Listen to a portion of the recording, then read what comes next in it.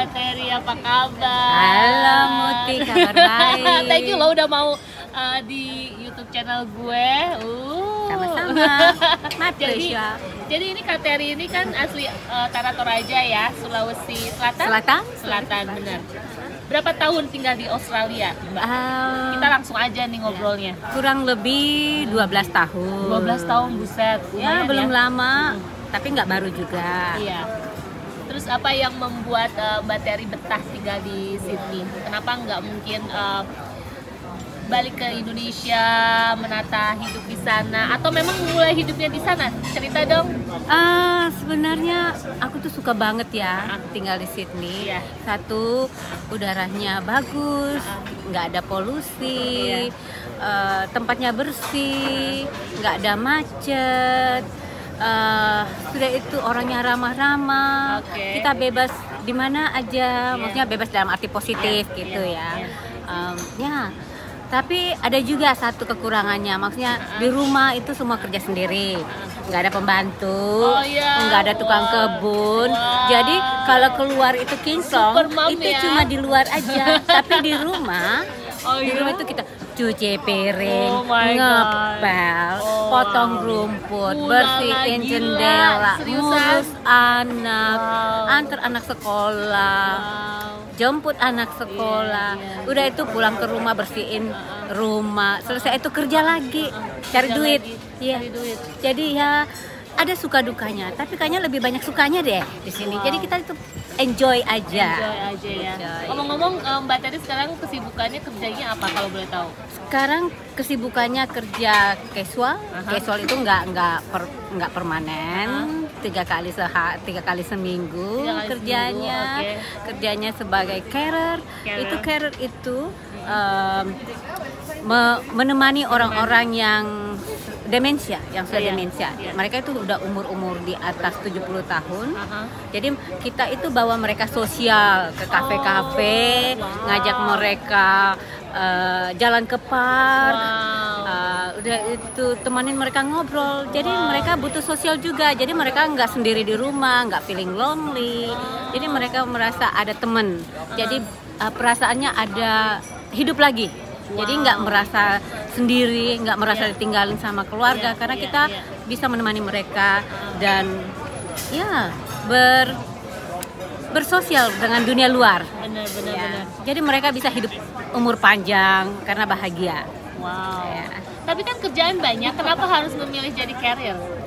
Mungkin karena senang menolong orang-orang tua, senang merawat orang tua, menemani mereka, karena mereka sisa hidup mereka itu nggak lama lagi di dunia ini.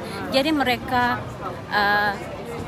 patut mendapatkan sesuatu yang mereka bisa bahagia sebelum mereka pergi dari dunia ini. Ya intinya kerja sambil ibadah lah ya. Yes, correct. Wah, seneng ya. Kan Mbak Terry ini punya anak dua ya, Punya anak dua. Gimana sih cara menerapkan, ya pasti tentunya sekarang sebagai orang tua dan tentunya juga punya pengalaman waktu di Indonesia, dididik sama orang tua. Apa bedanya didikan orang tua di Indonesia sama di sini? Sebenarnya satu positif didikan orang tua kita di Indonesia itu ajarin kita untuk mandiri, Oke. independen, Iya. supaya kita kalau hidup di negara lain seperti di sini di Australia itu kita nggak punya pembantu. Jadi kita udah nggak kaget untuk melakukan semua itu dengan sendirinya. Jadi kita bisa mandiri, independen, dan nggak tergantung sama orang lain.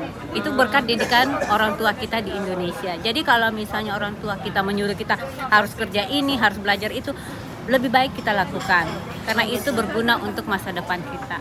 Apa harapan kedua anak Mbak Terry nanti kalau udah gede? Apakah Mbak Terry punya cita-cita, oh anak gue pengen jadi ini, harus jadi ini, atau memang memberikan kebebasan untuk mereka? Kalau saya pengennya mereka sukses di masa depan, tetapi itu kembali lagi ke mereka. Aku nggak bisa push mereka untuk memilih jalan sesuai apa yang saya ibunya mau, tapi itu bagus buat mereka memilih sendiri apa yang mereka baik untuk mereka. Secara kan Mbak Terry ini kan sosialisasi dengan beberapa orang Indonesia di Sydney ya. Ada nggak sih perbedaan orang-orang Indonesia bergaul dengan orang-orang Indonesia di sini dengan bergaul dengan bule ataupun sama orang-orang Indonesia yang di Indonesia? Coba dong di-share.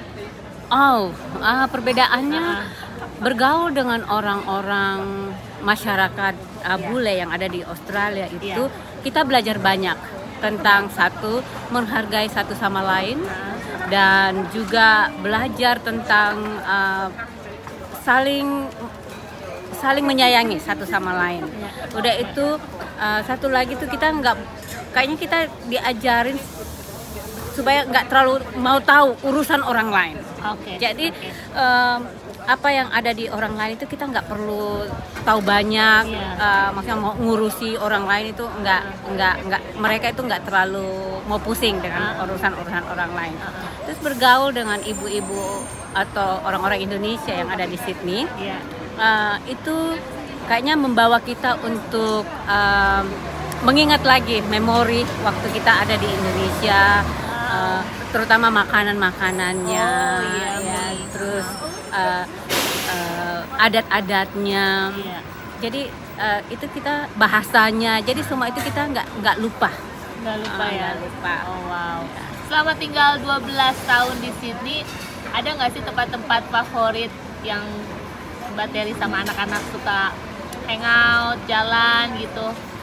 Banyak, nggak bisa disebutin satu persatu karena semua yang ada di Australia ini, utamanya di Sydney, setiap tempat spot-spot itu banyak yang cantik-cantik, banyak yang bagus untuk tempat rekreasi, untuk relax, untuk piknik dengan keluarga. Jadi kayaknya di mana-mana itu meskipun kita cuma jalan dekat-dekat rumah itu bagus banget untuk hanya sekedar bawa piknik table, piknik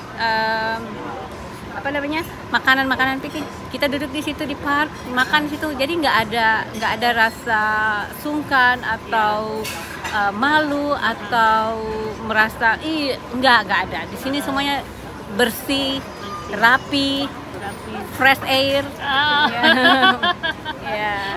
Melihat Sydney atau Australia dengan budayanya seperti ini, dengan Mbak Terry yang fashionable, ada nggak tokoh atau mungkin tokoh fashion yang gue kayak suka gaya fashionnya seperti ini, yang memang Mbak Terry sukai dan contohi dan langsung terapkan gitu? Masih dong ada perubahan selama di Indonesia, gue fashionnya seperti ini, pas tinggal di sini ada nggak perbedaan itu? Kayaknya nggak terlalu banyak perbedaannya, karena tentang fashion mungkin itu sesuai dengan hati dan pikiran. Kalau misalnya ke Indonesia, aku sukanya batik, cinta tanah air dong.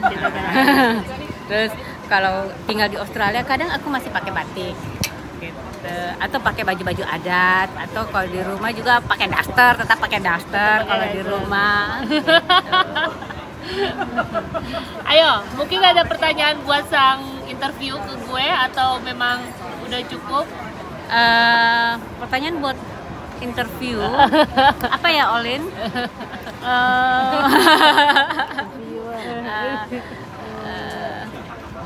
Kayaknya nggak ada deh, udah cukup. Ini cantik, lo lihat di video ya, bener ya. Cakep kok. View-nya bagus ya. Oh iya, thank you deh. Oke, satu hal. Apa yang jadi motivasi Mbak Terry untuk tetap stay di sini, dan mungkin ada kritik dan saran untuk orang-orang yang nonton video ini, kalau memang mau tinggal lama di luar negeri, seperti apa? Saran? Karena kan nggak semua yang nonton ini pernah tinggal di luar negeri dong, gitu kan? Mungkin saran itu kalau ke luar negeri, utamanya di Australia itu satu, nggak boleh buang sampah sembarangan. Gitu. Jadi terus juga apalagi ya? Terus jujur, sopan. Sopan sih. Sopan iya, sopan iya. Terus sopan ke orang mana dulu kali ya? Harus ngikut, ya itu juga utamanya, satu harus ngikut antri, nggak boleh main potong aja, harus ngantri on time. Waduh. Ya itu yang paling utama bagi orang sini, itu harus on time. Waktu benar-benar harus diutamakan. Iya, benar banget. Iya sih, memang itu beberapa poin yang bisa di-share sama Mbak Terry untuk kalian semua yang lagi nonton video ini. Dan ya thank you so much Mbak Terry udah meluangkan waktu untuk mau ditanya-tanyain, ya nggak sih? Oke, so guys, kita lagi makan sama Mbak Olin juga. Nanti next sama Ibu Ratu ini. Thank you so much for watching and It's okay, thank you to you in too. the next video. Bye bye. Don't forget to like, share, and comment, and subscribe. Bye bye.